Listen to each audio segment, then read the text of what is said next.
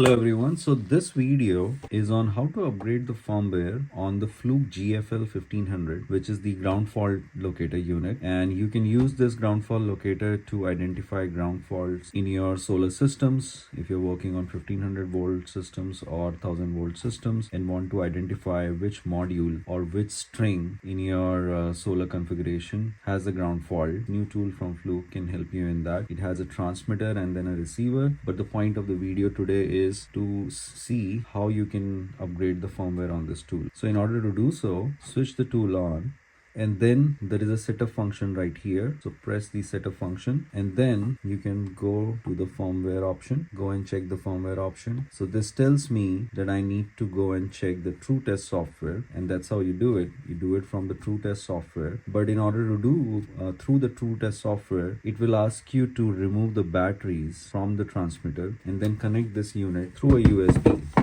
So what I'll do is, you have your AA batteries over here. So just remove this thing,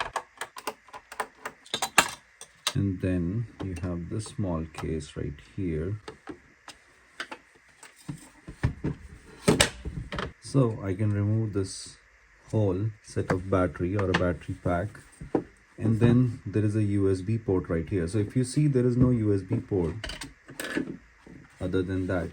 So every time you want to access the USB port, you will have to remove the batteries.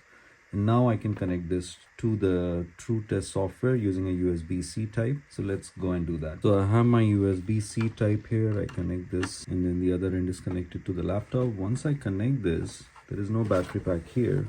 The screen kind of prompts true test software, and it kind of gives me what firmware version I have and the hardware version I have. So now I can continue using the software. I have my software right now, True Test. So I'll double click on this True Test software. This opens the application. I'm using a split screen, so it's on my other screen. Let me bring this over here. Okay, so I have my login screen from the True Test.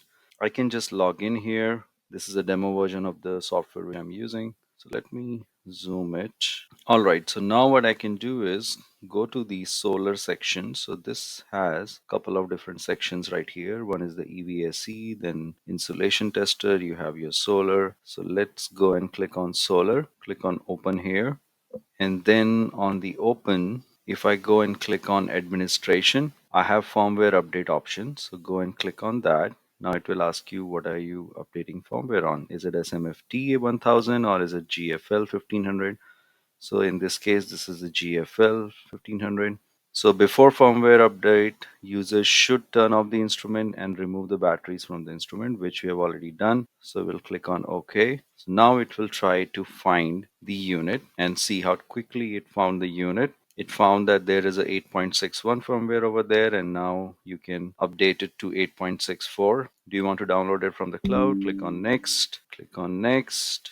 Downloading a zip file, next screen, and then click on update. So the firmware will take up to 10 minutes. Do you want to start the update? Yes. So it's pretty seamless. I mean, there was no user challenge in this. It's quite straightforward. Open the software, go to the solar section, click on administration, and then you have your firmware update. Select the tool you're connected to and then follow these steps. So this will take 10 minutes. Once it is done, I'll show you what it gives me. All right, so we are almost here, and it says the firmware is updated successfully, and then I can click on finish. The screen stays same, but now the firmware is updated. Once I hit the batteries, I should be having a new firmware, and it even says 8.61 over here. So that's how you update the firmware on your GFL, and the same goes for the solar multifunction tester SMFT 1000. Hope this video was helpful.